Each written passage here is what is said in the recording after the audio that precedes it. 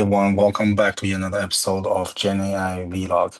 So I just got this email from Together.ai and it says from the latest updates that Llama 3.370b is now free. And a couple of other news, but in this episode, we're going to dive into how to make API call to this free model and how to write code that's production ready so that we can invoke this model completely free and without any headaches. So with that being said, let's dive into this video. First things first, I click on the link provided in the email and it takes me to this dashboard. And as you can see, this is the user interface, the UI of the API endpoint of this particular model. It's from Meta Llama and it's Llama 3.370b Instruct Turbo, and it's a free model. So right off the bat, we get this user interface. That means you can interact with it, talk to it just like ChatGPT. For example, you can say, tell me a joke, and then it will give you a joke. So now all that sounds interesting. Parameters on the right-hand side, if you want to play with it, all that's up here for grabs. And then to make this a little bit more interesting, you can then go to API. So click on this, and then you can see the code that we just interact with it. For example, that is a history of the conversation that I just did. And then you can invoke it. Here, what makes it interesting and different from OpenAI endpoint is that it actually has the stopping word, right? So something like that, it's interesting. It's not that transparent in OpenAI. And in this particular case, I think it's different because Llama and OpenAI might be tuning their model differently. Instead of calling the response choices, such as what we do in OpenAI, here, in order to print out the response, we actually have to grab each token and print out that corresponding word one by one. So to take this into a production-ready framework, you need to somehow wrap this in a class object so that you can append the prompt and the response into history, invoke the call method, things like that. So let's go to our notebook. Of course, number one thing is to install the package. Here we pip install together. And then after that, we enter our API key. Here, I just use a Google user data to match API key. And then that's that. So from here, as you can see, I can set up a client by entering this API key, and then I can run this chat completion function that is taken from the UI from the previous page. And you can enter it and you can interact with the conversation.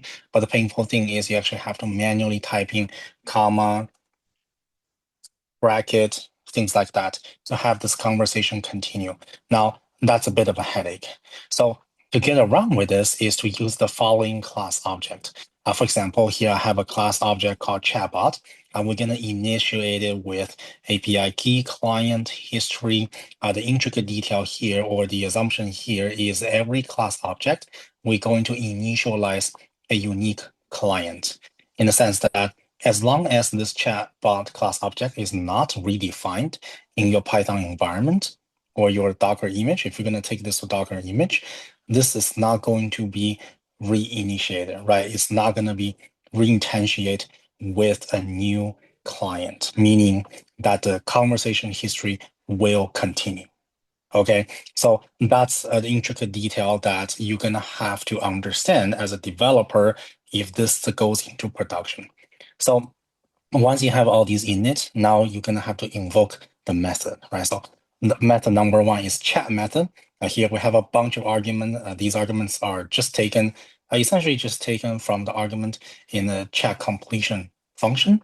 And then the setup is the following. So first thing is to append the prompt into history, set up a stop word if there is any, and then make the API call. The API call here is essentially taking the argument that we defined above and then do chat.completion.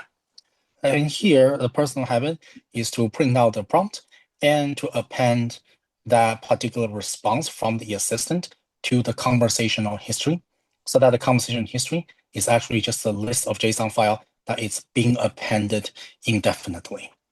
And then the reason I have a print prompt method is because we talked about this token thing, right? You actually need to take the token from the response and take the corresponding content according to that token, and then append it to generate the full response. Because it's a text generation model, it's going to guess the word one by one. Every word is a token, and henceforth we have a for loop appending the content. So this is going to return the assistant response. Since this print prompt only returns a response, in the chat method, we're going to invoke that. So that's the relationship between this chat method and the print prompt method in the following. So with that being said, that is how this class object is designed. Now let's invoke it. So let's instantiate it. And then let's say, what is 1 plus 1? It's going to say, oh, 1 plus 1 equals 2. And to examine the conversation, you can say, print out the history. And boom, there you go. That you get the history. User says this, assistant says this. And then that is what we just happened before. Now let's toss in a different question. For example, you can say, write a Python code for me to find the next Fibonacci number. And then it's going to take a minute and write some Python code for you. And then after that, you can actually see the response, sample usage, things like that. And then you can print out the history.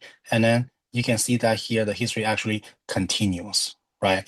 The previous question, what is 1 plus 1? It actually is still in there. And the second question, write a Python code for me. The answer is still in there. So that's pretty much the relationship, how this code works. Now, you notice that you actually have to execute this code one by one. And then if you want to instantiate it, you actually have to rerun this chatbot line of code. So to make that a bit easier, we're going to introduce a while loop so that we can wrap this chatbot method inside of that while loop. And then we can have the conversation continuous indefinitely. So how it works is we're going to start with while true, and then we're going to ask the user to input some sort of sentence. Could be whatever user wants. Tell me a joke, what is 1 plus 1, things like that.